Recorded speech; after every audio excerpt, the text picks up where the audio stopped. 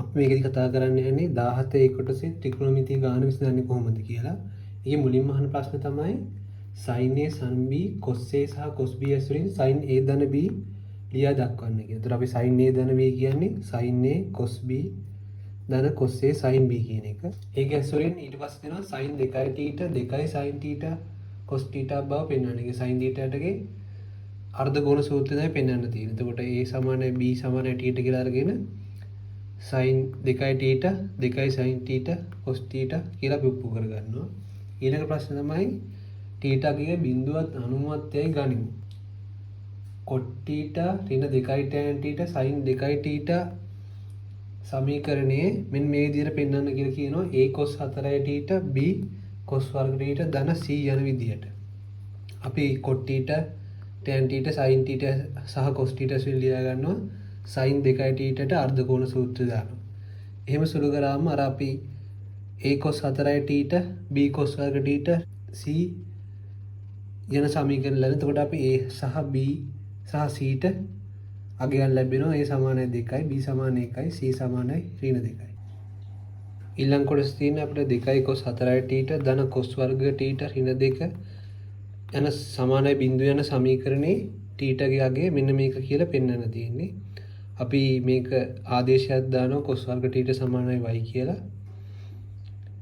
ඒ කියන්නේ cos වර්ග θ cos 4 θ තියෙන හින්දා ඊට පස්සේ අපි එකට ආදේශ දැම්මම 2 වර්ග ධන y ඍණ 2 මේක y සමානයි ඍණ b ධන හෝ ඍණ b වර්ග ඍණ 4යි c බෙදීම 2යි කියන සූත්‍රයට දැම්මනවා. එතකොට අපිට y වලට උත්තර දෙකක් එනවා. එකක් ඍණ 1 ධන මූල 17 බෙදීම 4යි. අනිත් උත්තරේ y ඍණ මූල 17 බෙදීම 14යි. මේ උත්තරේ පුතේ ඍණාගයක්. හැබැයි θ තියෙන්නේ බිඳුවත් 90ත් අතර. එතකොට cos θ අනිවාර්යෙන් බිඳුවත් 1ත් අතර තමයි තියෙන්න ඕන. එතකොට θ වර්ගෙත් බිඳුවත් 1 අතර. ඒ කියන්නේ y ට කිසි වෙලාවක ඍණාගයක් එන්න බෑ. ඊට පස්සේ ඒකින්ද අපි මේ උත්තරය අතාරිනවා. අපි යනවා ඊළඟ උත්තරේට. ඒකදී අපි ඉන්නේ මූල 17 ඍණ 1 මේක ධනාගයක්. අපි ඒකින්ද ඒක අරගෙන cos θට cos වර්ග θට දාලා cos θ මූල ගන්නවා. ඊට පස්සේ θ එක cos ඉන්වර්ස් මෙන්න මේක කියලා අපි උපු කරනවා. එතකොට අපිට උත්තරේ හම්බ වෙනවා. 17 b කොටසේ අපිට රූපයක් දීලා තියෙනවා ABCD ප්‍රබින ලක්ෂණු BAD ABC කෝණ θ. එතකොට BAC alpha ABD beta යි ගනිමු. එතකොට ඒකේ sin නීතිය භාවිතයෙන් BC බෙදීම AD මේ අගය කියලා තමයි පෙන්වන්න තියෙන්නේ. එතකොට පුතේ අපි මුලින්ම දාමු AB පොදු පාදයේ හින්දා ABD ටයි ABC ටයි ත්‍රිකෝණ වලට වෙන වෙනම sin සූත්‍රය දෙමු. එතකොට අපි AB පාදය ගත්තාම ඊට සම්මුඛ පාදයේ ADB අපි කෝණ හොයාගන්නේ අපි ත්‍රිකෝණයක කෝණ 3යි 180යි ADB එනවා 5 ඍණ θ ධන b. ඒ sin සූත්‍රය දැම්මම AD ට අපිට අගයක් එනවා AB sin β sin θ ධන β. ඒ වගේම ACB ත්‍රිකෝණයටත් sin සූත්‍රය දෙනවා AB ට AB පාදයට AB බෙදීම sin ACB. අපි ACB හොයාගත්තා 5 ඍණ alpha ධන θ. ඒකිනුත් අපි BC හොයාගත්තා. BC ට එනවා sin alpha AB sin alpha ධන θ. අපිට හොයන්න ඕන BC බෙදීම AD. අපි දෙවෙනි සමීකරණයෙන් පළවෙනි සමීකරණය බෙදුවා. එතකොට BC බෙදීම AD එනවා. අපිට කියන BC බෙදීම AD අගේ හම්බුණා. ඒ කියන්නේ BC බෙදීම AD sin alpha sin θ ධන β බෙදීම sin β sin alpha ධන θ. අන්තිම කොටස තියෙනවා cot θ සමානයි 3යි cot alpha ඍණ 4යි cot β බව අපෝහණය කරන්න කියලා. ඒතර දැන් අපිට BC සමානයි AD අපේ මේ උත්තරේ ගත්තා. තව දීලා තියෙනවා 3ක් AD සමානයි 4ක් BC කියලා. එතකොට ඒකිනුත් අපිට BC බෙදීම AD අගේ ගන්න පුළුවන් 3ට 4යි කියලා. අපි BC බෙදීම AD අගේ යන දෙක සමාන කරා.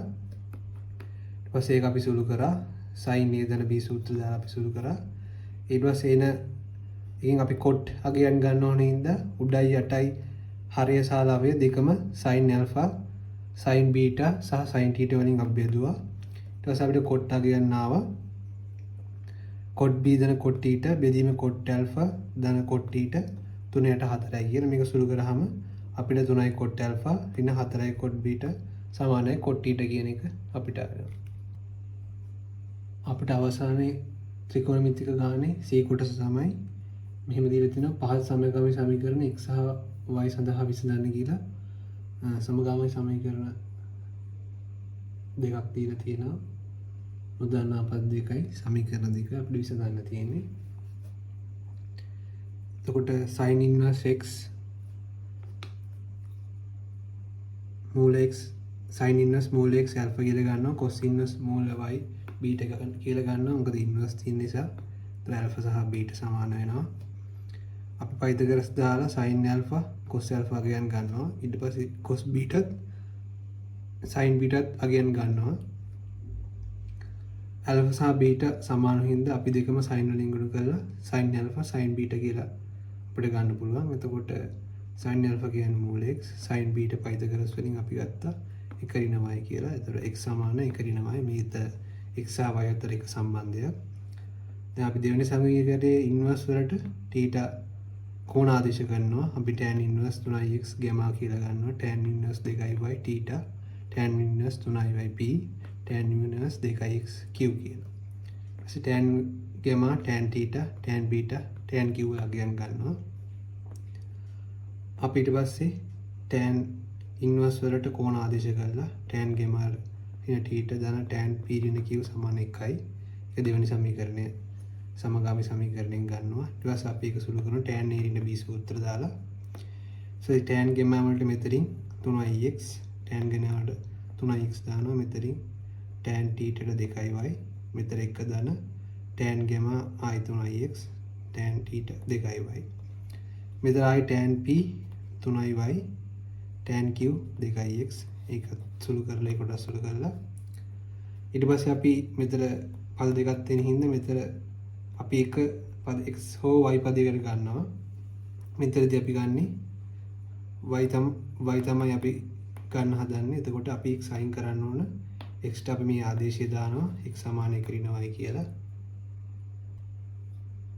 x සමාන 1 ඍණ y ආදේශයෙන් මම මේ වගේ විදිහට සුළු වෙනවා. අන්තිමට 1 සමාන 1 ධන 6y ඍණ 6y වර්ගය. ඒක එකට එක කැපිලා බිඳුව වෙලා 6y වරක් 1 ඍණ y. ඒතර y බිඳුව හෝ y සමාන 1යි. y සමාන බිඳුවේදී අපි දන්නවා x සමාන 1 ඍණ y කියලා. ඒතර y සමාන බිඳුව x සමාන 1යි. y සමාන 1 දී x සමාන බිඳුව. ඒතර x සහ y අගයන් අපි විසඳුවා.